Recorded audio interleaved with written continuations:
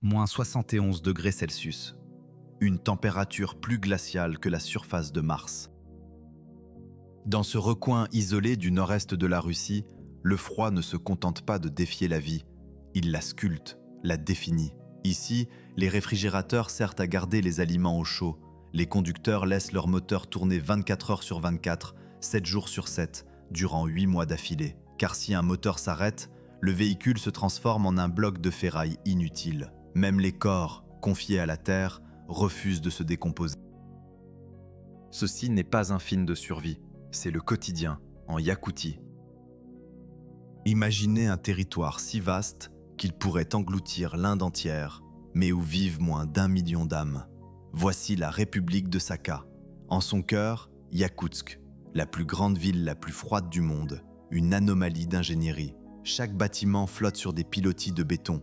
S'ils reposaient directement sur le sol, leur chaleur ferait fondre le permafrost et la terre engloutirait la cité tout entière. Ici, des marchés fonctionnent sans électricité. Les poissons s'empilent comme du bois de chauffage, figé dans les airs. Le lait se vend en briques de glace blanche. Mais la ville n'est qu'une porte d'entrée.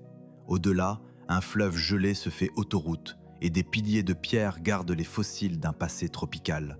Sous ce silence blanc repose une fortune colossale. 25% des diamants du monde, enfermés dans un coffre-fort de glace. Plus loin encore, une route construite sur des ossements humains s'étire vers le vide. La boue du dégel révèle des mammouths au sang encore liquide et des virus anciens s'éveillent d'un sommeil de 30 000 ans.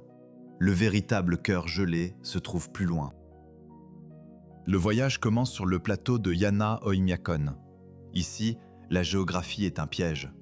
Les montagnes forment une cuvette qui capture l'air glacial et dense coulant de l'atmosphère.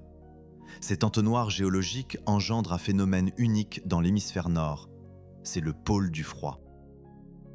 Le premier jalon de cette descente est Tomtor, un village solitaire posé sur la route incertaine qui mène vers l'intérieur des terres.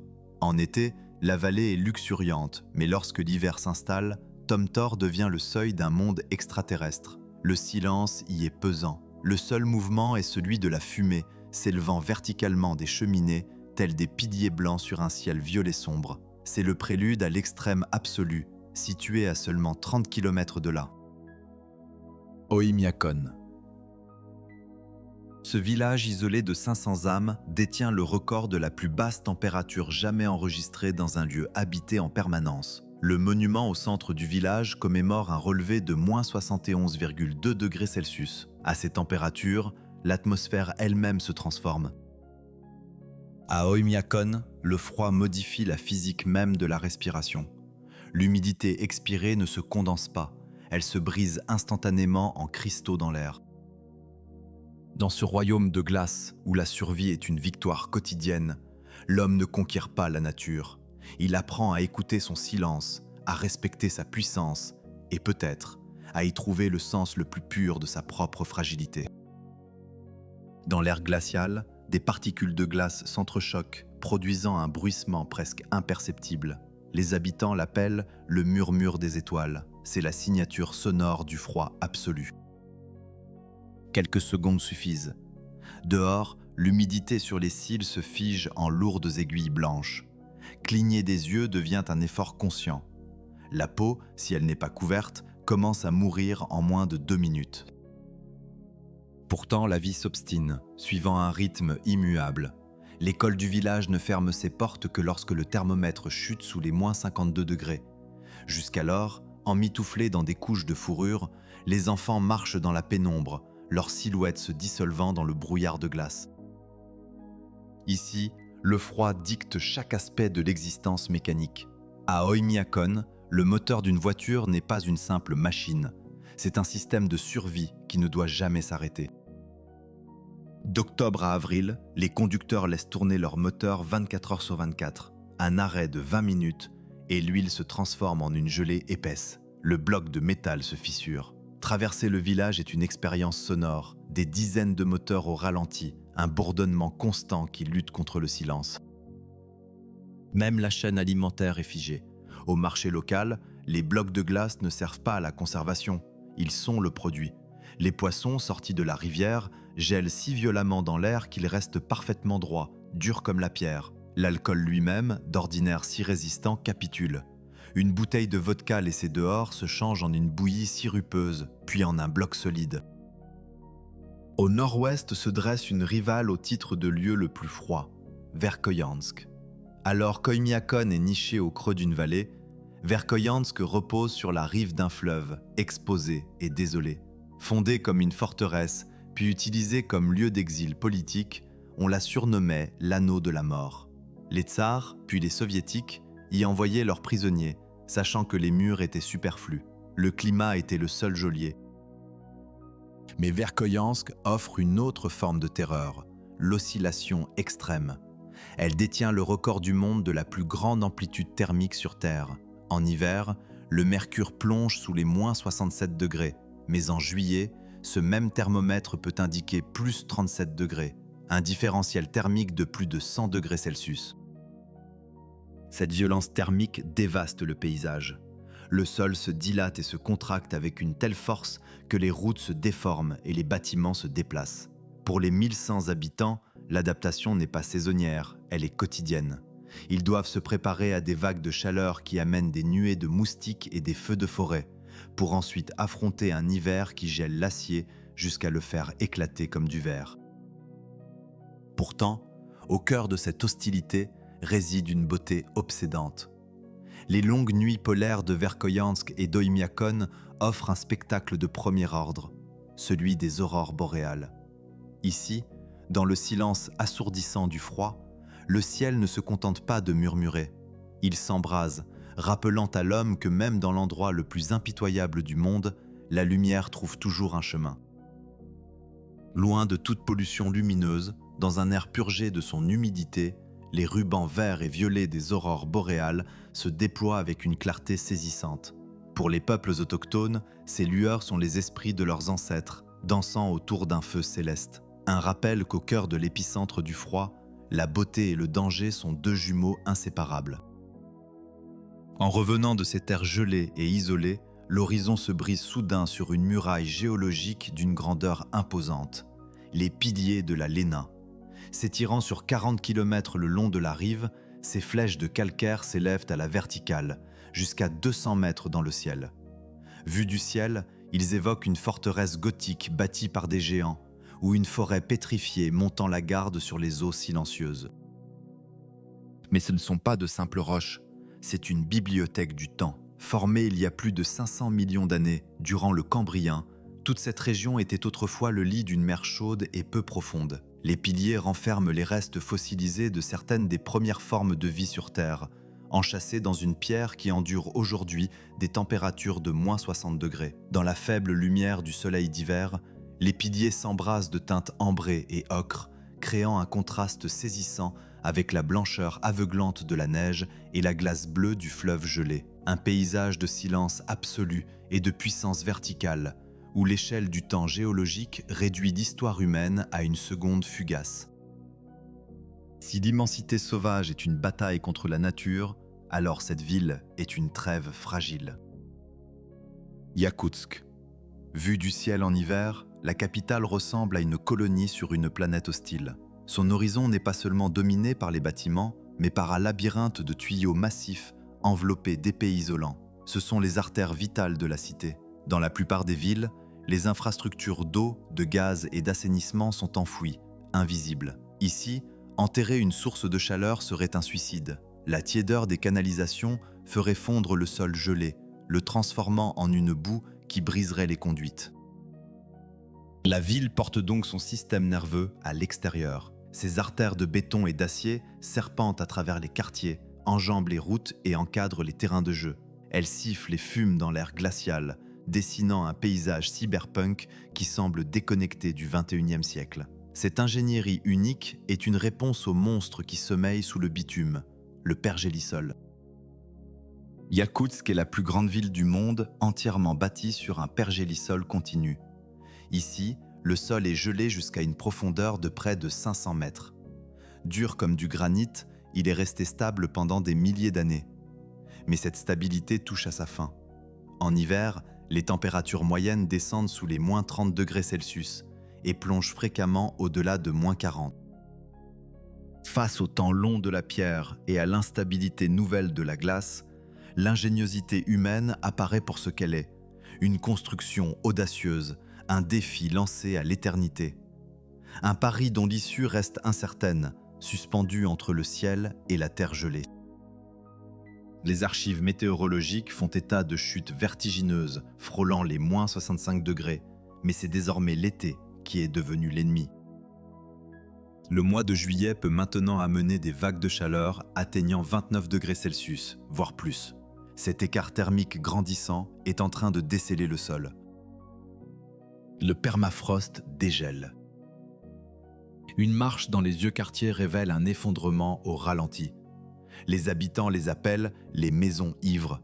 Des immeubles d'appartements en bois de l'ère soviétique s'inclinent selon des angles improbables. Les cadres des fenêtres se tordent en parallélogramme. Les portes refusent de se fermer.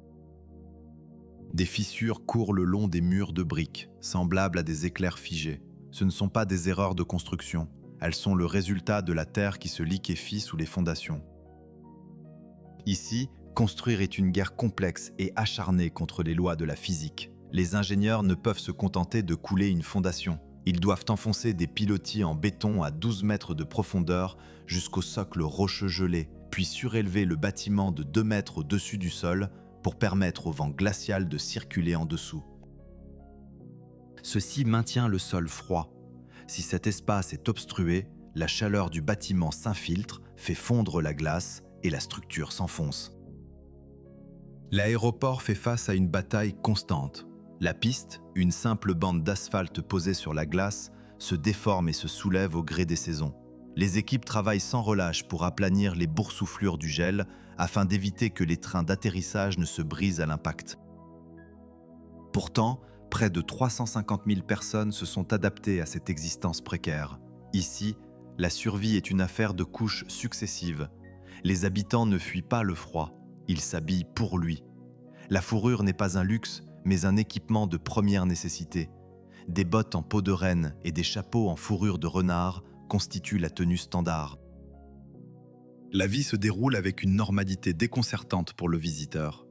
Les bus publics circulent à travers le brouillard glacé. Les enfants jouent dans des parcs dominés par les panaches de vapeur des canalisations.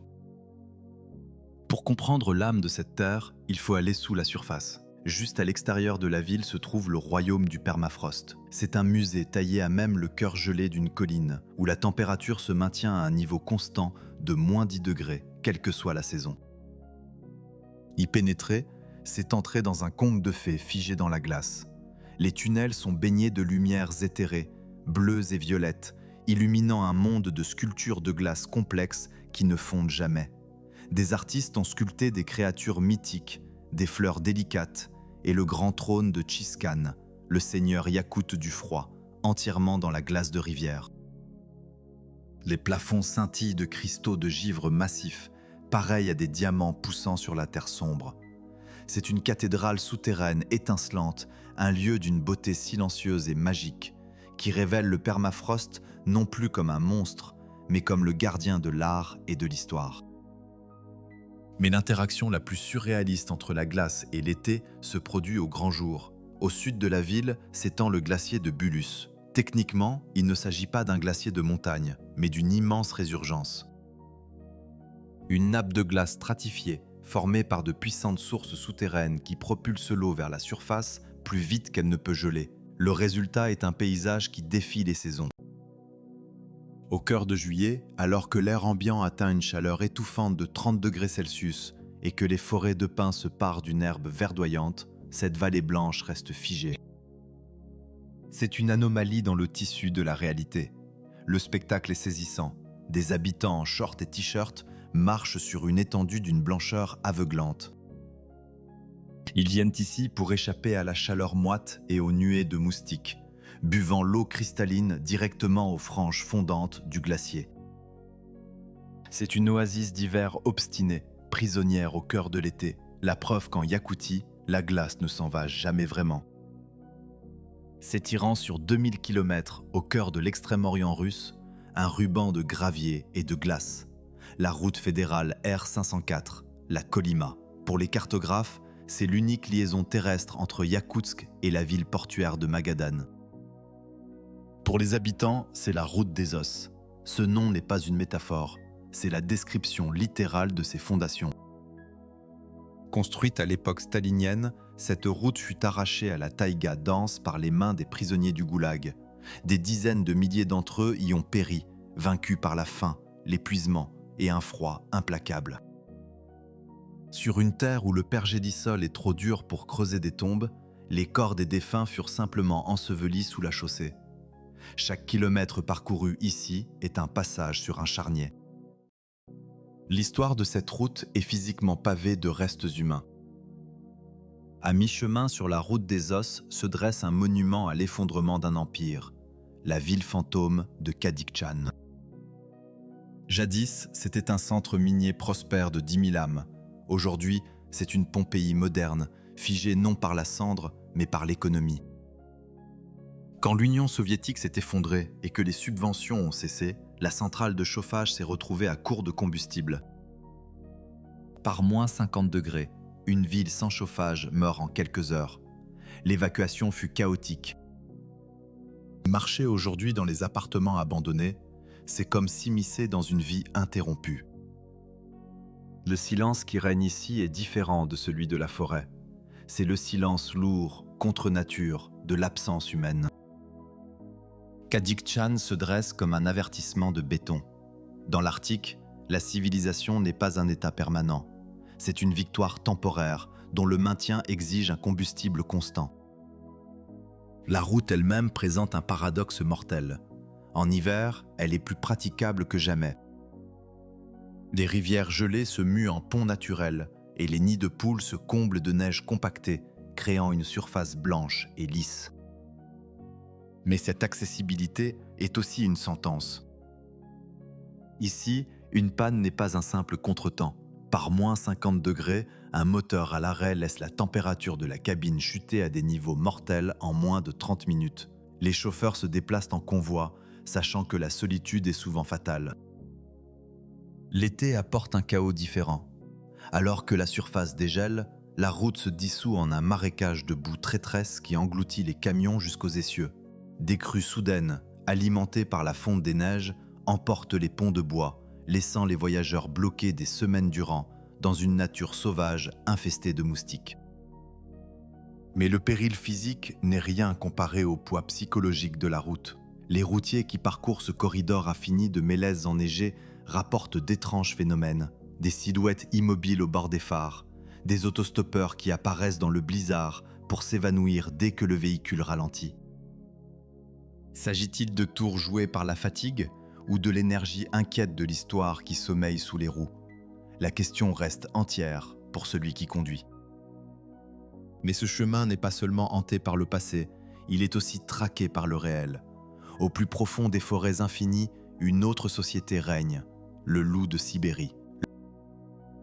Plus grand, la fourrure plus épaisse que ses cousins du sud, il est le véritable fantôme de la taïga. En meute, il patrouille de vastes territoires, se déplaçant en file indienne dans la neige profonde pour conserver leur énergie. Leurs hurlements sont la bande sonore de l'immensité yakoutée, un écho qui se propage sur des kilomètres dans l'air glacial et vif. Pour les éleveurs de rennes, ils sont une menace constante et intelligente, mais sur le plan écologique, ils sont essentiels. Ils éliminent les faibles et les malades, maintenant l'écosystème en équilibre. La vision d'un troupeau de rennes se déplaçant en silence dans le crépuscule bleu profond de la forêt révèle la nature brute et primitive de cette terre, où prédateurs et proies rejouent chaque nuit une partie ancestrale pour leur survie. La route des eaux traverse certains des paysages les plus envoûtants de la planète. Un vaste océan blanc et silencieux, où la frontière entre les vivants et les morts semble terriblement mince. Quand la glace se souvient. Au cœur des terres septentrionales, le sol se fissure. Ce n'est pas une figure de style. Avec le réchauffement climatique, le pergélisol qui cimente cette région depuis des millénaires s'effondre. Les berges de la rivière Iana s'érodent, et à mesure que la boue s'écoule, elle dévoile les visages du passé, des défenses d'ivoire, des silhouettes figées depuis une éternité, le mammouth. La glace se souvient, et dans son long dégel, Elle nous rappelle que sous la surface de notre monde se cache une histoire bien plus ancienne, attendant patiemment son heure pour refaire surface. Pendant des siècles, les chasseurs de défense ont arpenté ces terres en quête d'ivoire. Mais aujourd'hui, leur découverte est d'une nature bien plus troublante. Des mammouths laineux émergent des falaises, non pas sous forme de squelettes, mais de carcasses. Leur état de conservation est absolu. Ces animaux ont été congelés en un instant, si rapidement que leur fourrure, leur peau et leurs tissus mous sont restés intacts, comme s'ils avaient échappé à l'emprise du temps. Face à ces spécimens, il est difficile de croire qu'ils foulaient la Terre il y a 40 000 ans. Ils semblent figés dans un état d'animation suspendu, moins des fossiles anciens que des géants endormis, attendant simplement de se réveiller. Cette résurrection prend une ampleur considérable au cratère de Batagaïka, un lieu que les habitants de la région surnomment la Porte des Enfers. Il s'agit d'un méga-glissement de terrain, une entaille colossale dans la terre, profonde de près de 90 mètres et qui s'élargit d'environ 9 mètres chaque année. Vu du ciel, il ressemble à une griffure laissée par une bête titanesque. À l'intérieur, les parois vertigineuses de terre noire et de glace blanche exposent une chronologie géologique qui remonte à 200 000 ans. Au fond, on se retrouve cerné par les débris de forêts anciennes et les ossements de chevaux du Pléistocène qui s'échappent des parois en dégel. Le son du cratère est une succession incessante de craquements et de bruits sourds, tandis que la terre gelée cède. Mais les créatures les plus terrifiantes qui émergent de la glace sont celles que l'on ne peut voir. Le permafrost est une chambre d'animation suspendue pour le monde microscopique. Il renferme des bactéries et des virus que nos systèmes immunitaires modernes n'ont jamais rencontrés.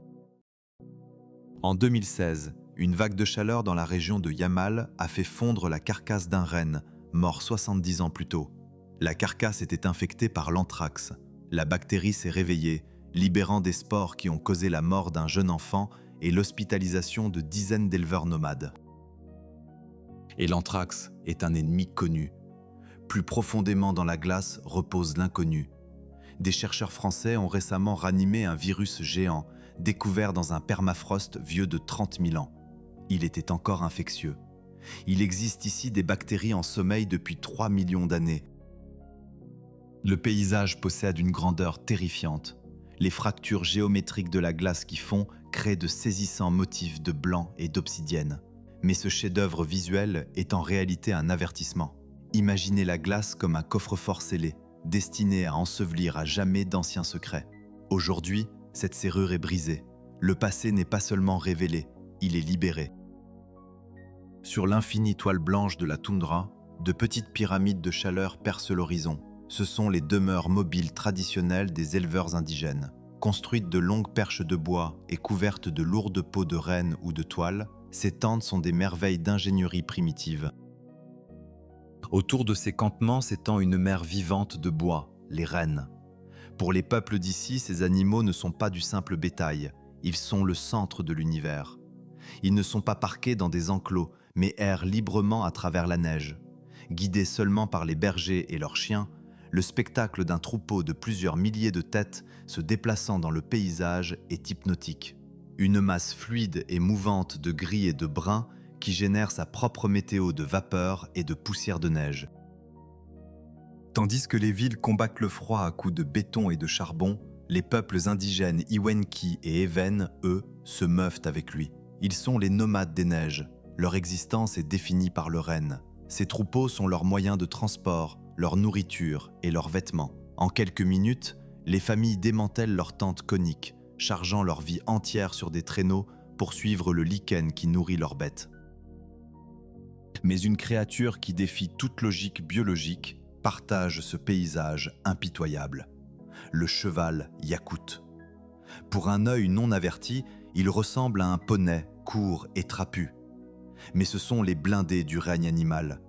Ils sont la seule race chevaline sur Terre à posséder une couche de graisse et une toison assez épaisse pour endurer moins 60 degrés sans abri.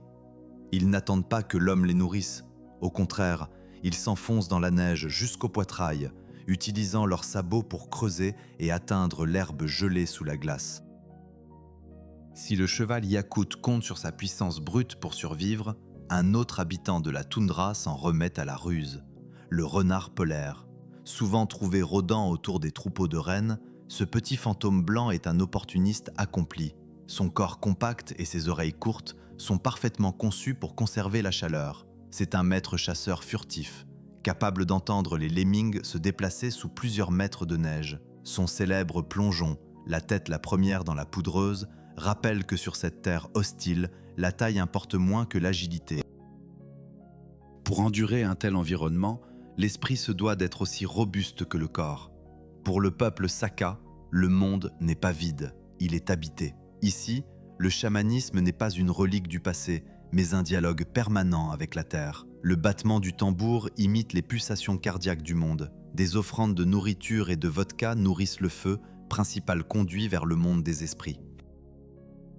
Cette révérence est encodée dans l'Olonko, ces épopées héroïques récitées de mémoire. Une parole ancestrale qui ne se lit pas dans les livres, mais dans le vent glacial et le regard des anciens. Un dialogue ininterrompu entre la terre, les esprits et l'homme, clé de la survie dans le grand silence blanc.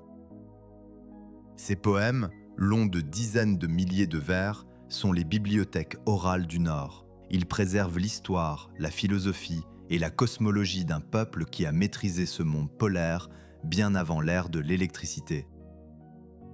Mais l'esprit Saka s'embrase véritablement lorsque le soleil revient. Pendant quelques brèves semaines, l'univers monochrome explose de couleurs lors de l'Isiac, la fête du soleil. Des milliers de personnes se rassemblent, vêtues de robes de soie traditionnelles au bleu, rouge et jaune vif. Ils boivent le koumis, un lait de jument fermenté, dans des calices de bois finement ouvragés. Ils se prennent par la main pour l'Osuokai, une immense danse en cercle qui tourne dans le sens des aiguilles d'une montre à l'unisson avec le soleil. C'est une célébration hypnotique et rythmée de la lumière. En observant ces foules danser sous le soleil de minuit, on réalise que leur survie n'est pas seulement une question d'endurance. C'est l'expression d'une fierté féroce, inébranlable, d'appeler leur foyer l'endroit le plus hostile de la Terre. Pourtant, à l'ouest de la République, se trouve un vide si colossal qu'il génère ses propres phénomènes météorologiques. La mine de diamants de Mirny, une carrière à ciel ouvert, large de 1,2 km et profonde de 525 mètres. Vue du ciel, elle ressemble à un vortex en spirale plongeant vers le centre de la Terre. Il est interdit aux hélicoptères de la survoler, de peur que les courants descendants ne les aspirent dans l'abîme. Cette mine est le symbole ultime de la relation entre l'homme et cette terre gelée. L'humanité a creusé, éventré le pergélisol. Bien plus au nord, là où le puissant fleuve Lena s'abandonne finalement à l'océan Arctique, s'étend un monde aquatique d'une ampleur stupéfiante. Le delta de la Lena, l'un des plus grands deltas fluviaux de la planète. Une mosaïque de 32 000 km² d'îles et de chenaux sinueux. Depuis les airs, ce n'est plus un paysage terrestre, mais une peinture fractale composée d'eau, de mousse et de sable.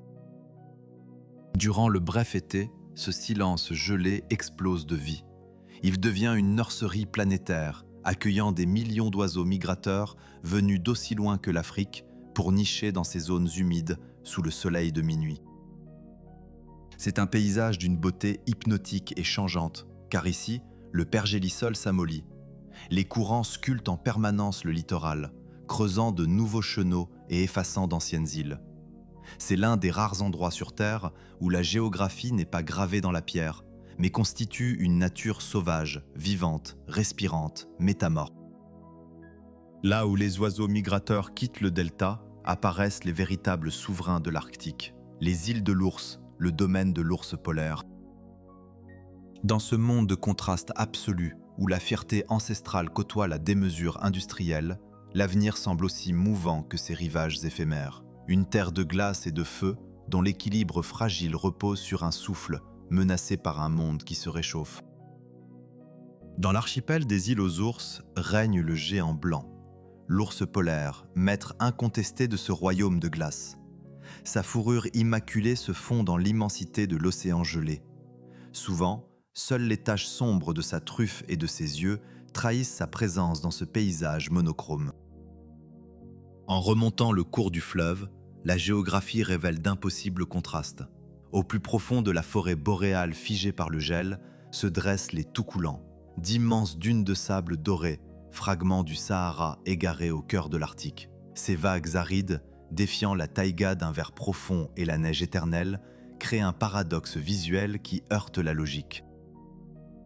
À l'extrême limite de la carte, là où le continent s'achève brutalement pour laisser place à la mer des Laptevs, apparaît l'avant-poste de Tixi. Autrefois porte d'entrée soviétique effervescente vers la route maritime du Nord, la ville n'est plus aujourd'hui qu'un monument envoûtant à l'isolement. L'ultime ville fantôme de l'Arctique. Un lieu où l'ambition humaine se confronte au vide blanc et infini de l'océan polaire. Le paysage y est spectral. Des immeubles d'habitation de l'ère soviétique, aux couleurs pastel délavées, surgissent de la neige tels des monolithes. Ils sont assaillis par la neige, meurtris par la pourga, ces blizzards féroces qui hurlent depuis l'océan avec la violence d'un ouragan. En hiver, les congères s'accumulent si haut qu'elles ensevelissent les premiers étages, forçant les habitants à creuser des tunnels pour simplement atteindre la rue. Le littoral raconte une histoire figée dans le temps, un cimetière de géants rouillés. D'imposantes coques de navires abandonnés, prisonnières des glaces, gisent dans des angles improbables, leurs squelettes d'acier gémissant sous la pression de la banquise mouvante. Sous la lueur étrange de la nuit polaire, ces reliques semblent s'être échouées sur un rivage extraterrestre. Mais Tixi ne dort pas, Tixi attend. Alors que la glace arctique recule, cet avant-poste s'éveille, devenant une clé stratégique pour la future route maritime du Nord. Depuis le port, on aperçoit souvent les silhouettes des brise-glaces nucléaires, de colossaux léviathans d'acier fracassant des mètres d'océan gelé. Ici, sous le soleil de minuit qui refuse de se coucher, baignant le monde d'un crépuscule doré et surréaliste, on ressent le véritable pouls de la Iakoutie, un lieu où la résilience humaine rencontre la force implacable de l'Arctique, un lieu où le monde ne s'arrête pas, mais se transforme simplement en glace. En Iakoutie, le froid façonne toute chose. Le froid est source de vie. En Iakoutie, le froid façonne toute chose. Pourtant, la vie poursuit son cours. Les fleuves gèlent, les forêts s'endorment et le soleil revient toujours. Et quelque part, au-delà du dernier chemin tracé par l'homme, au-delà de la dernière lumière artificielle, le grand récit de la Terre continue.